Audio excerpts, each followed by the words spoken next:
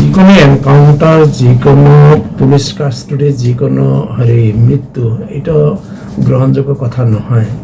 কাৰণ এইজন সমাজৰ কলংকৰ লগে লগে ই এটা ধৰ্মীয় জনগোষ্ঠীক সাংঘাতিক ধৰণৰ অপমানিত কৰিছে, আজি লজ্জানত কৰিছে।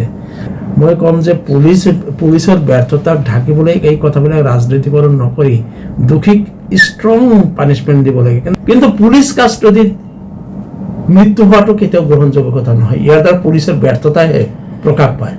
পুলিচে নিজৰ ব্যৰ্থতা ঢাকিবলৈ এতিয়া নাজানো এইজন কি আফজল নে কি ল'ৰাজন কেনেকৈ পানীত জঁপিয়াই মৰিছে, তেওঁ হেণ্ডকাপ অৱস্থাত কেনেকৈ পুলিচে ধৰিব নোৱাৰে নেকি? পুলিচে ধৰিব নোৱাৰে নেকি? যে জাপ মাৰিছে লগে লগে যোৱা পুলিচে তাক ধৰি উঠাব নোৱাৰে নেকি? হেণ্ডকাপ লগা ল'ৰাজনে কিমান স্পীডত ধৰিব পাৰে? আৰু মুকলি ভাৱে থকা পুলিচে যদি ধৰিব নোৱাৰে, পেটোৱা পুলিচ কেইটাৰ কাম কি? হেণ্ডকাপ লগা পুলিচ এজন মানুহ যদি ইমান স্পীডত দৌৰিব পাৰে, হেণ্ডকাপ লগা অৱস্থাত মানুহজন দৌৰি থকা মানুহক যদি মুক্ত লগত থকা পুলিচে যদি দৌৰি তাক ধৰিবই নোৱাৰে, পানীত পৰাৰ পিছত উঠাবই নোৱাৰে, ৰাতিপুৱা যদি ৰবই লগা হৈছিল, পুলিচে কেনেকুৱা ট্ৰেইনিং লৈ আছে? এইবিলাকতো প্ৰশ্ন হয় না।